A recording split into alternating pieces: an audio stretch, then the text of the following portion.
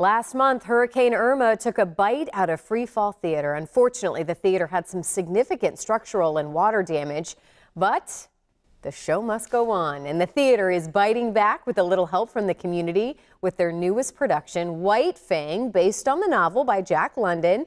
Joining me today is Marketing Director Matthew McGee, along with Jen Diaz, who is the star of the production. Good morning. Good morning to you. So first, we see those pictures, and man, pretty upsetting to see that. Absolutely. How are you guys doing? We're doing okay. You know, the morning after the storm, a few of us went to the theater, checked it out, and we're kind of amazed by what we saw. You know, we didn't get a lot of damage from Irma, or not as much as people thought, but the wind hit the roof at just the right way to peel back the covering and let all the water go into the theater. So all of the instruments, lighting, sound, the floor, the walls, everything had to be redone, ripped out. So it's still an ongoing process.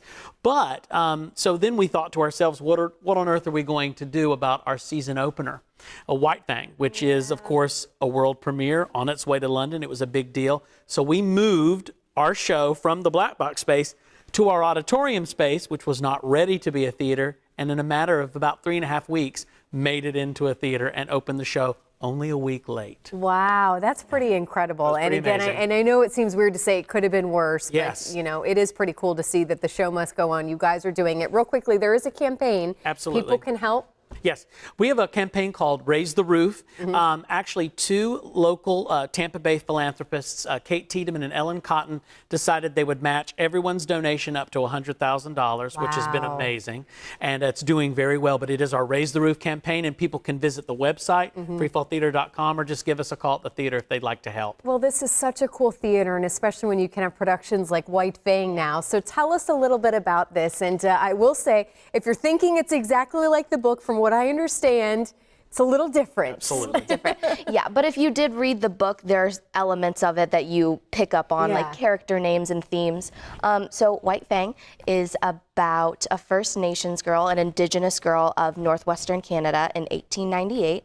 And it just follows her story of when her tribe was massacred at a very young age, and an old frontiersman finds her, adopts her, and raises her as one of his own. And she just goes through, you know, the trials and tribulations of being introduced to this new culture while trying to hang on to her culture and traditions and the memory of her family. And she grows up along with White Fang, her pet wolf, who was also adopted into the family. And let's talk about this wolf. This is pretty cool. This was actually, I mean, it's a puppet. It's a rather large puppet. It's pretty heavy. I had a chance to kind of pick it up. There it is. Yeah, it's very substantial. Look at him. He's so cute. There are 3 puppets, 3 different versions of it. There are the puppeteering was basically, this was designed and created by our artistic director Eric Davis. He built the puppets. And this is an art form. Oh, absolutely. And the gentleman that came in who taught the basically the movement for the puppeteers is James Silson, and he's been with Disney, I think, for 20 years. He's done the Finding Nemo musical at Animal Kingdom, the new Muppet show that they have in Liberty Square. So he came in and really worked with the actors on how to give life to White Fang, to a wolf. Because can you imagine if we had tried to bring a wolf on stage? You think the hurricane was bad. Could have tried, I know, I know. Well, and he's kind of he's your shadow, essentially. You work a lot with the wolf. He's my scene partner. Yeah, I look into his eyes the whole show. You would think that it would be challenging to act with the puppet, but it's not, because the puppeteers do such a great job bringing him to life with the subtle movements, and they just breathe him to life. And he does. He looks alive. How many people does it take? Like 2 or 3 people to get it to happen? It takes one person to really maneuver the head, and when he's moving, there's a second person kind of holding him in the back. Because it's heavy. It is. It's the size of a real wolf. You can imagine us driving it here over the Howard Franklin Bridge.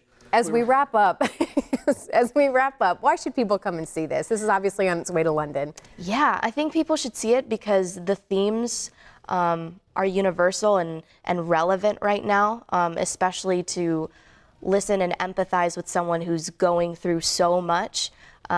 Just like the wolf was going through so much in the book, it's actualized in a person, and it's quite moving, and it's beautiful. Absolutely, and it's a Western on stage. If you're a fan of that type of thing, it's got a lot of great elements. And action, adventure, all sorts of stuff. So we really encourage people. Yeah, now showing. Thank you so much for coming in. We wish you all the best with the campaign. Keep us posted. It's going well. Thank you. All right. Well, there are the details on how you can get tickets, so make sure you get them today.